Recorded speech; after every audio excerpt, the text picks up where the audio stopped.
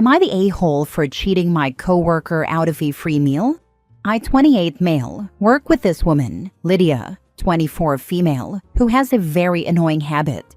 She has a dating profile that she uses specifically to lure guys into buying her expensive dinners at restaurants she wants to try, and then she ghosts them. Lydia brags about this all the time and is never interested in actually dating, but she'll act like it to sell it.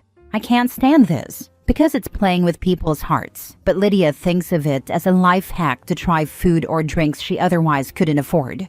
My friend Daniel, 32 male, is also on dating sites, but for the right reasons. His late wife died a few years ago, and he's just started jumping back into the dating scene. Daniel's a very sweet guy, and I really want him to find a great lady for him. A few days ago, he texted me asking if I knew Lydia. They matched and got to talking about work, which is how he found out we worked at the same place. I told him all about Lydia's BS with the restaurant thing and made it very clear to him he would do best to drop things with her early on. Daniel said he'd probably still do the date, but ask for separate checks. Well, they went out this past weekend, and on Monday, Lydia came into work very upset. I asked her how her date with Daniel went, and she ripped into me, asking if I was the one who told him not to pay for her dinner. Apparently, she had Daniel take her to a high-end steakhouse, and she ended up splurging. She got a drink, a full entree with a side and dessert, while Daniel just ordered a sandwich and salad. Her bill alone came to $70-something, and she was almost in tears at work as she didn't expect to pay for it, and now her car was low on gas. I got a little upset too, as she tried to use my friend as a literal meal ticket, but somehow she doesn't see it that way. Daniel told me later the date was going kind of well, until he asked for separate checks, and then Lydia just got weirdly cold. So now Lydia's mad at me because I told someone about her little tactic and it backfired on her. I don't feel like I did anything wrong, since it was a grieving friend I was protecting, but some other people we work with said I should have stayed out of it because it was none of my business. Now for the top comments. Not the a-hole, her luck finally ran out. I question why Daniel still went ahead with the date after you clued him in, unless it was to show her up, in which case, fair play. It's my kind of petty. He did because it's been a while since he's dated, and he wants to get more comfortable with dating again after his wife died. I tried to talk him out of it altogether, but he said a first date be good for him regardless. Like training wheels. He knew it was going to end poorly either way, so he might as well practice the whole small talk with someone you might be interested in romantically, but isn't your somewhat recently deceased wife. Not the a-hole. She did this to herself. You didn't cheat her out of anything. Her shameful ruse didn't work. If she can't afford her food, then she shouldn't go to the restaurant. You did what was right and protected your friend from a scammer. The people saying you did wrong are people with opinions not worth caring about. She ended up splurging. Yeah, I hate it when I accidentally order food I can't afford. Not the a-hole. This is a con known as Lonely Hearts Scam, or just romance scam. You pretend to be romantically interested in someone, suck up as many gifts as you can, then ghost them. They often target widows and widowers because they're emotionally vulnerable. Lydia will deny it up and down because she doesn't see herself that way, but she's literally a con artist taking advantage of people. Right. Lydia probably tells herself she, or would say if pressed, she isn't. Because she's not trying to maximize, it's just a dinner. But that just means she isn't a maximizing scammer. It's called a foodie call. Next story. Am I the a-hole for telling my friend I won't set him up with anyone because he's emotionally immature? So, I, 30 female, have a friend, Ryan, 31 male, who's been in my social circle for a few years now. We met through work and became friends after bonding over shared interests, and he's generally a good guy. Funny, kind, etc. He's been single for a while and recently started asking me to hook him up with one of my single friends. At first, I kind of brushed it off and said they weren't really his type, or they weren't looking right now, but he kept pressing. Eventually, I told him I wasn't super comfortable playing matchmaker, especially when I've seen how he handles relationships. For context, Ryan has a bit of a pattern. He jumps into things super fast, gets clingy really early on, like texting 24/7 and needing constant reassurance. And then when there's any sort of conflict or miscommunication, he either shuts down or spirals into guilt-tripping behavior. He's admitted he has some abandonment issues, which he's working on, but from what I've seen, he hasn't really done much besides acknowledge them. I've had female friends tell me his past dates were emotionally exhausting. So I was honest with him and said, "Look, I care about you, but I don't feel comfortable setting you up with someone I care about when I think you still have some emotional stuff to work through." Well, he got really offended, said I was judging him, and basically called me fake for being his friend, but thinking so little of him.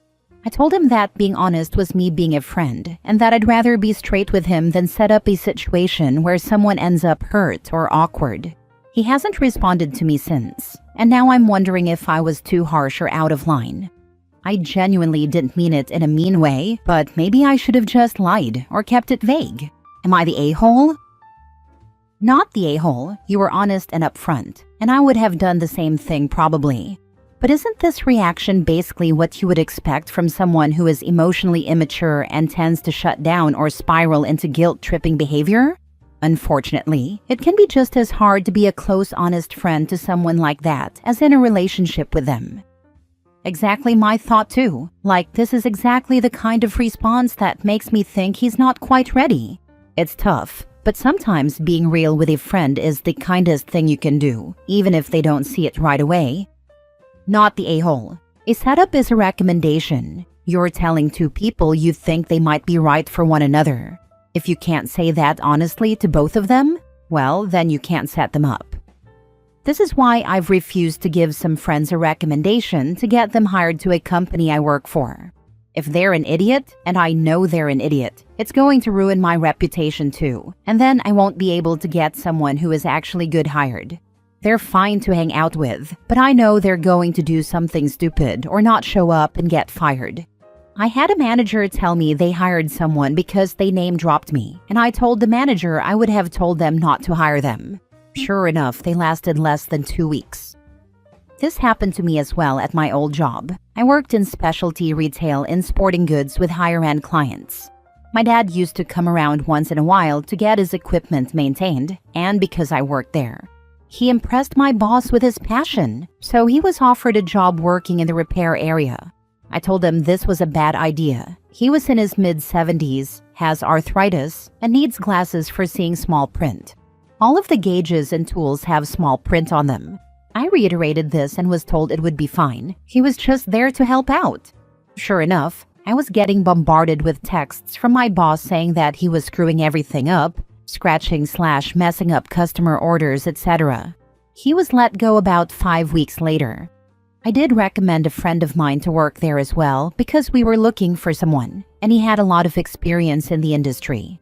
He went into the interview saying he wanted to work in the inventory side of things, which is where we desperately needed someone. Instead, he was hired for a customer-facing role, despite his protests that he wasn't sure he was ready for that, certain anxiety issues he was working through. We already had more than enough customer-facing staff.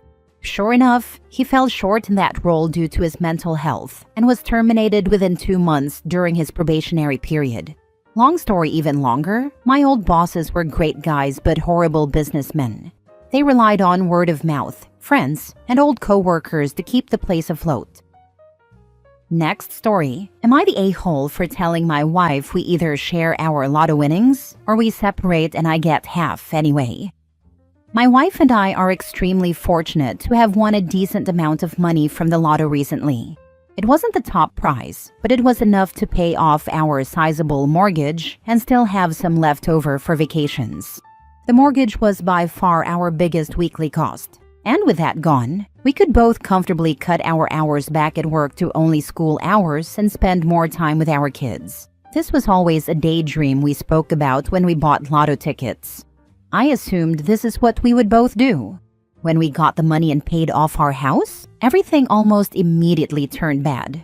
My wife started talking about how amazing it was going to be to finally not have to work anymore. I was blindsided by this. Even with the mortgage gone, we would still have to work at least school hours to keep our current standard of living, and on my salary alone, things would be tight. I asked if she was serious, and she said of course, it was her ticket and she gets to decide. This is BS because we both bought lotto tickets before, and when we moved in together, we only bought one because two seemed like a waste of money. I tried to reason with her, said she could use some of the extra to take some unpaid leave here and there, but she needs to keep her job. When I said, if I'm only working school hours, she absolutely flipped and started accusing me of being a gold digger and ruining this for her, saying how she deserved it after working so much of her life, etc. I asked her for a pause because I was honestly afraid. She's never been like this before. Over the next few days, we tried to have this conversation again, but she didn't budge an inch. When she said, well, it doesn't matter now because I'm putting in my notice at work, I lost it and told her I'm not going through with this. If she's not going to share the winnings, which are under both of our names, I'll divorce her and get half through the house, and therefore half the winnings anyway. This started another screaming match where she continued to call me a gold digger. I'm absolutely exhausted and lost. I feel like my wife has been replaced by an imposter. I would have preferred not winning if I knew this was going to happen. Now for the top comments. The good news is that you can afford the divorce. The bad news is that the attorneys will be going on your vacation. Can confirm, my divorce was amicable and cost me $10,000. Can confirm, my divorce was amicable. I'm a lawyer and did a fair amount of work myself. My lawyer gave me a friendly deal, forgot to bill me, then sent me a bill for far less work than he actually did when he was closing down his practice, and it still cost me $2,500. Mine cost $2,500 as well and was not amicable, and I am not a lawyer. But 2 months into the process, the attorney decided my ex was too much fun being an idiot and didn't charge anymore. Took a year and a half, a private investigator, and a lot of bourbon. Lawyer was cheapest part of the whole thing. I am sure if I had gotten billed for actual time, it would have been $6,000 to $7,000. Not all heroes wear capes. Some carry briefcases. My grandfather, who is pretty well off because he lucked into telecommunications at the right time and got into upper management, told me once about a neighbor/friend of his. The neighbor was always struggling to make ends meet and seemed to have misfortune after misfortune. Eventually, he was looking at his house being foreclosed on. My grandparents, who considered this neighbor a great friend, realized they could help him with the money they had accumulated in savings. The neighbor was floored and promised to pay my grandparents back, even taking his second job just to do that. And for a couple of years, he paid back every week on payday. The amount varied, but like clockwork, he'd get home on Friday and his first stop was handing over cash to my grandfather. Then he and his wife won the lottery. It was the grand prize. My grandfather said it was north of $1 million. Within days, they had brand new cars, a boat, a brand new RV, had their house repainted and a new roof put on. And I believe they quit their jobs. Andy stopped paying my grandfather back. Once he had money, he started spending like it was infinite. My grandfather once asked him about it, and he got waved off. The neighbor saying, yeah, I haven't forgotten about you, but let me have a little fun. They took elaborate vacations, went out to eat every day for lunch and dinner, and bought cars for their kids. In just over a year, they had blown through every cent. The neighbor sheepishly walked up to my grandfather and said they had just gotten their property tax bill, and he was a little short. Grandfather just shook his head and turned away. He said sometimes it's worth losing money to get rid of bad people in your life. I always say, if you lend a friend $20 and he disappears or never pays you back, it's money well spent. Last story. Am I the a-hole for keeping a relationship with my brother's ex-wife when they have 2 kids together? My brother was married to his wife for 14 years, and they have 2 boys together, 10 and 12. Their marriage struggled a lot, but they made it last for that long. I became super close with his wife, and she was a wonderful wife and mother to him. I know for a fact my brother cheated on her in the past, even though he won't admit it to me. I'm also 99% sure he left his wife for his current girlfriend, although he won't admit that either. The divorce has been nasty, and restraining orders against him have been in place and everything. They can only speak about the boys. Recently, the boy's aunt, and my mother, their grandmother, made plans to get together with the children and the ex-wife. These plans included staying the night at our house because they live out of town. My brother found out and blew up. He was super pissed off. But we were firm that this was not fair to the children and that the kids deserved to see everyone get along for their sake.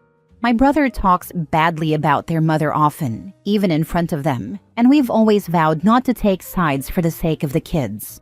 Of course, everything escalated. Our other sibling called me, basically telling me we were terrible, how it was selfish to do this to our brother, and how dare we pick the ex over family. Basically, I was told we were pieces of turd for choosing the children over everything else, and neither of my siblings sees it as compassion for the kids. At this point, the family is split, and my brother wants nothing to do with us, and neither do my other siblings apparently. Am I the a-hole for letting my brother's ex-wife stay at our house with the kids? Should we not have any sort of relationship with her? In my mind, it's best for the kids to see each side of the family get along and not hate each other. The divorce has been very traumatizing for both of them. Not the a-hole. Your brother can't claim any moral high ground, past or present, and he's actively engaging in parental alienation by bad-mouthing his ex in front of their kids. You and your mother being neutral for the benefit of the kids is what should be happening, rather than putting the kids in the middle of hostilities. Document as much as you can for the inevitable custody hearing. Your sister-in-law needs all the support she can get. Yep, totally agree. Family doesn't just disappear because of a breakup, especially when kids are involved. You're doing the right thing by staying present for them. You're not the a-hole. He absolutely is. I had something similar with my ex. I left him when I was pregnant with our youngest. His parents lived 300 miles away and were disabled and sick. They could just as easily visit me as I could them. When they visited, it was usually for a day or overnight. When I visited, it was usually for a weekend, single parent going to school and working. I told them that when I left my ex, it was important that they still be able to see the grandkids. I wouldn't let him have the kids until I was ordered to, by a judge due to narcissism and abuse, and he would just take the oldest out of school whenever he wanted and return him whenever he wanted, until I gave him court papers. I told them, his parents, that I would be happy to drop them off, not the baby, for the weekend, the baby for a few hours at a time until she was older, and I would stay in a hotel to lessen conflict. The hell you will. You will stay in this house. We love you, and that's his problem that he needs to figure out. He found out and gave them an ultimatum, me or him. Mother-in-law literally just said no and hung up. I was there for that phone call. He threatened again, followed up with, "I'm going to get evicted and need you to give me money." His dad laughed and hung up. He eventually got over it when he realized they were not going to give him any money with that kind of attitude. I loved his mother. She was a second mother to me, and my parents loved her as well. We couldn't have cared less about his dad. Sadly, they both died a year later due to illness. Luckily, he's much better now. He's still an a-hole, but better than before.